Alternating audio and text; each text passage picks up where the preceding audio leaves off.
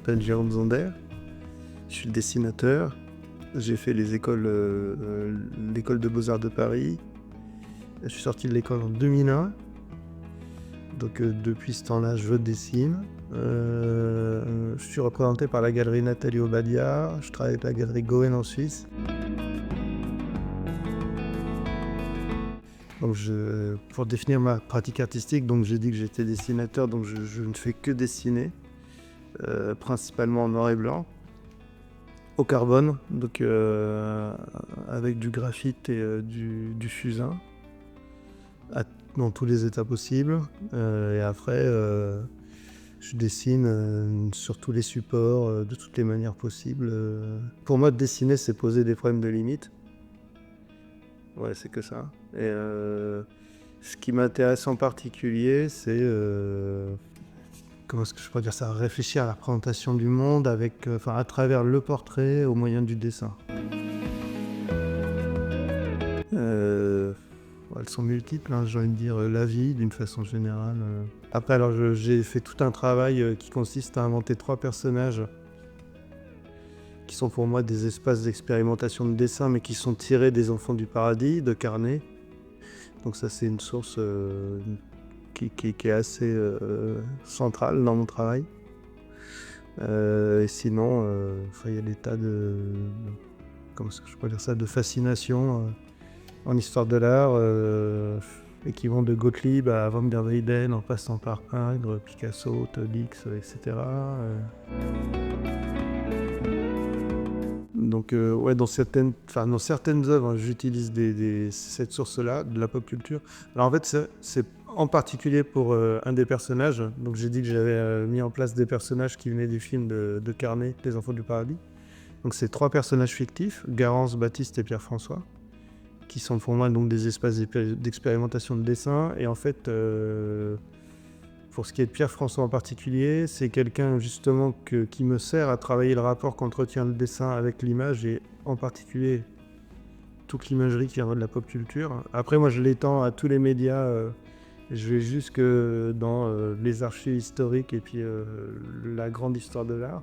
Mais parce que ce qui m'intéresse sur ce personnage et sur ces espaces, c'est la relation qui existe entre le dessin, l'image, et puis donc ça veut dire le dessin comme représentation par le biais de l'image, et le dessin comme comment est-ce que je pourrais dire ça, comme matériau brut, quoi, comme existence propre en regard d'un rapport à l'image. Et donc pour ce personnage, toute la pop culture qui serait comme si c'était un peu la matière même du personnage dont il est fait, dans lequel il évolue, mais aussi qu'il constitue lui-même, hein, physiquement. Ça me sert à expérimenter avec ses relations, en fait.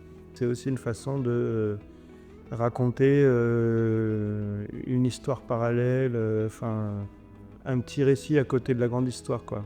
Pour moi, c'est aussi une façon, comme ça, dans le temps, de faire un portrait du siècle dans son avancement, quoi. Et dans sa folie qui se développe. Et du coup, la pop culture, elle est riche de ça, quoi.